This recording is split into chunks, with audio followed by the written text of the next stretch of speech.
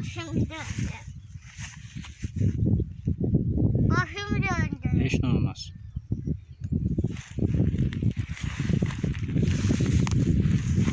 Başım öldü ya. İneklerimiz oradadır bak. Hayatım bu niye çok büyüktü? Balacalaştır da. Kır yarısını açsa.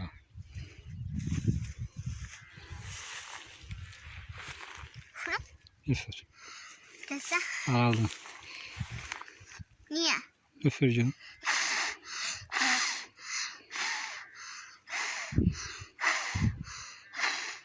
Bu fırın. Sen üfüreceksin şuna.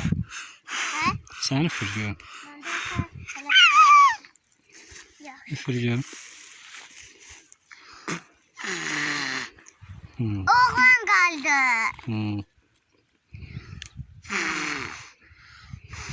Kız kaldı.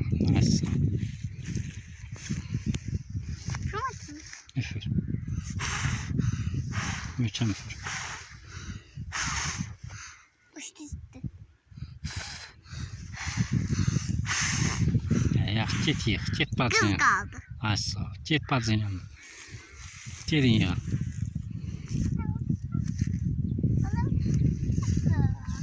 Arıcıydı bu.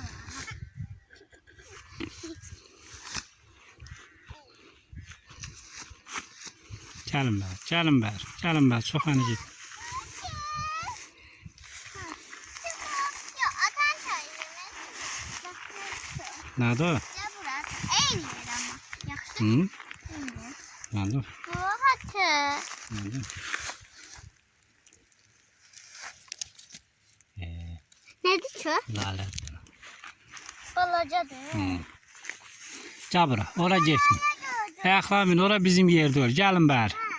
Gəlin bizim yerdə olur. Gəlin bər. Gəl. Suna ayan gəl. Burada kesin şeyler. Yox, ora bizim yerdə olur. Gəl dalaşarlar. Gəlin bər. Gəl.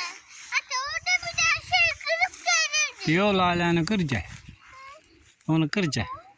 Yox, hayna getmə. Gəlin gedir. Bir tane Gəl keç bizim yerə. Gəl. hatta bir tane kırıp. Gəl keç bizim yerə. Gəl. Keç. Get qır gəl yaxşı. Sen de gel. Mən gəlmirəm. Ayaqlama cəmaatın yer. Ben de öyle kırarım. Yox da ora dedim bizim yerdə olur. Lala kırmıram.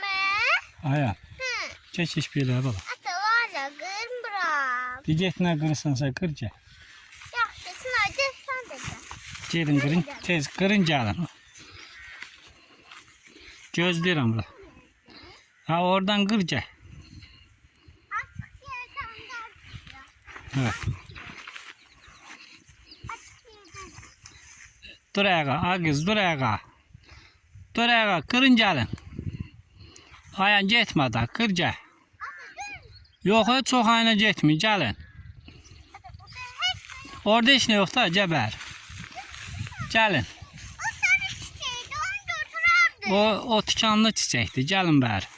Əlinə batacaq hə. Hatta ne sabahta onun kırıldı kalkı. Yox, ondan deyil o. O qırdığından deyil.